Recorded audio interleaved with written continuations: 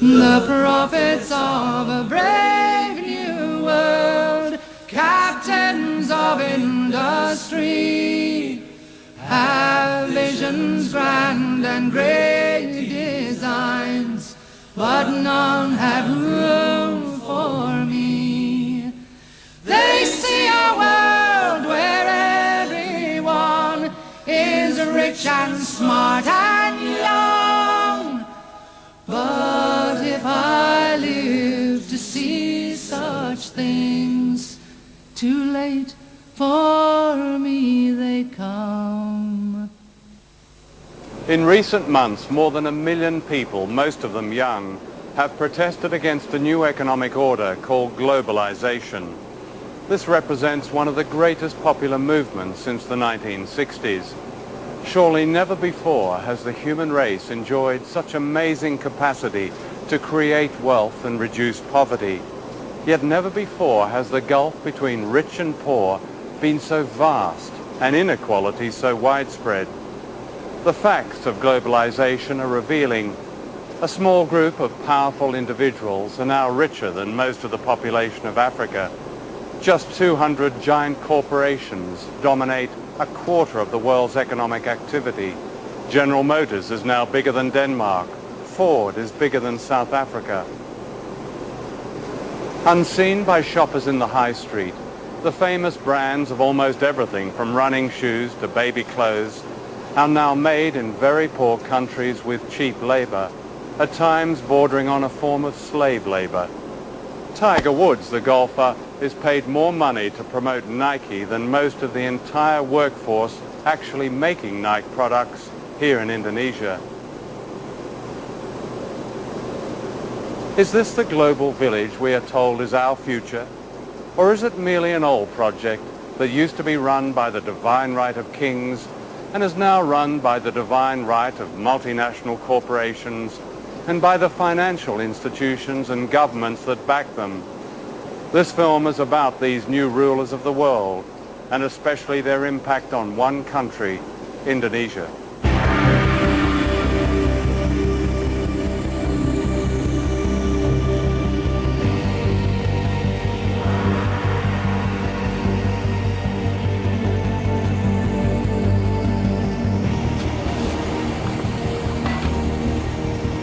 Indonesia is where the old imperialism meets the new.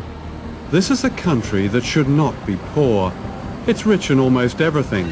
Mountains of copper and gold, oil, timber, and the skills and labor of its people.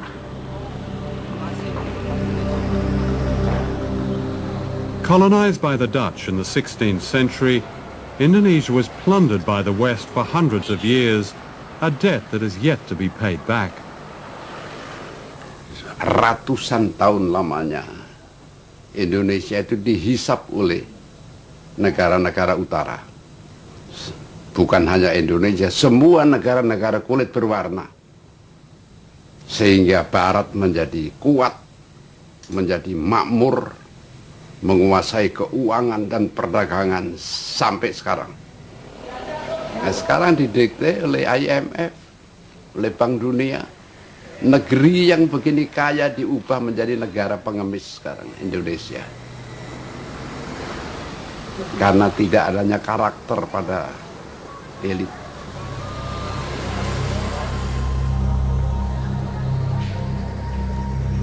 Globalization is used by its champions to suggest a coming together of people of all races, of all countries, and it will relieve poverty, it will distribute wealth. What we're actually seeing is precisely the opposite processes in train, that the poor are becoming markedly poorer, while the very wealthy are becoming staggeringly wealthy. And here are some of the staggeringly wealthy. This is a wedding in Jakarta of the Indonesian elite. Two merchant families are being united. 4 years ago, the World Bank called Indonesia a dynamic economic success, a model pupil of the global economy. Among the Versace dresses and diamonds are those who have reaped the benefits of the new global freedoms. Freedom to watch money make more money. In this respect, they could be any nationality.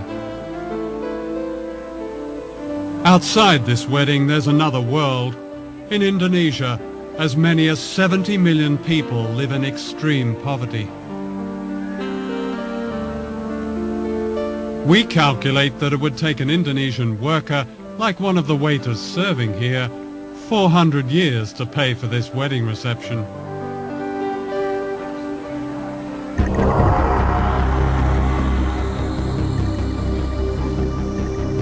Less than 5 miles away is the backyard of the global economy, the site of the dynamic success you don't see. This is a labour camp that's home to workers who make the clothes we buy in the high streets and shopping malls. This is the human price paid for our fashionable trainers, our smart shirts, our jeans with a tag that says, "Made in Indonesia." Young people living here who make the famous brands are paid on average the equivalent of 72 pence a day, about $1. That's the legal minimum wage in Indonesia. According to the Indonesian government, it's just over half a living wage. The dormitories are made from breeze blocks and packing cases. When it rains, they flood. There are open sewers and no clean running water.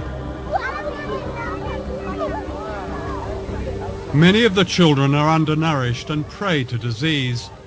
While I was filming here, I caught dengue fever, carried by the mosquitoes which infest these slums. It kills children. The conditions here are not very different from workers' camps in other parts of Asia, in Africa and Latin America, where the famous brands are also made cheaply for lucrative Western markets.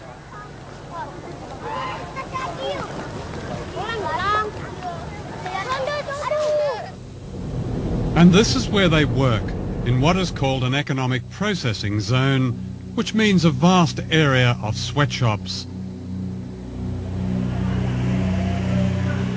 The factories may look modern, but once you step inside, you feel the claustrophobia of the workers, the sheer frenzy of their production, and you see their fatigue.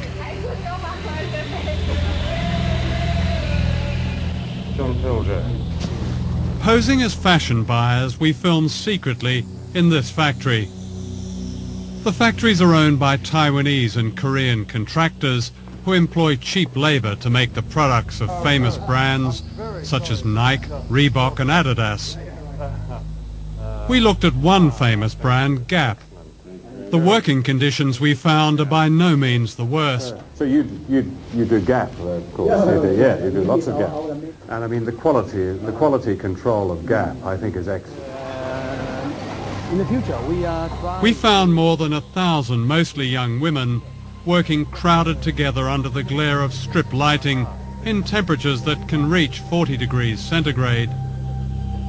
The only air conditioning is upstairs where the bosses are. Working hours can vary and can be increased dramatically when an urgent export order has to be met.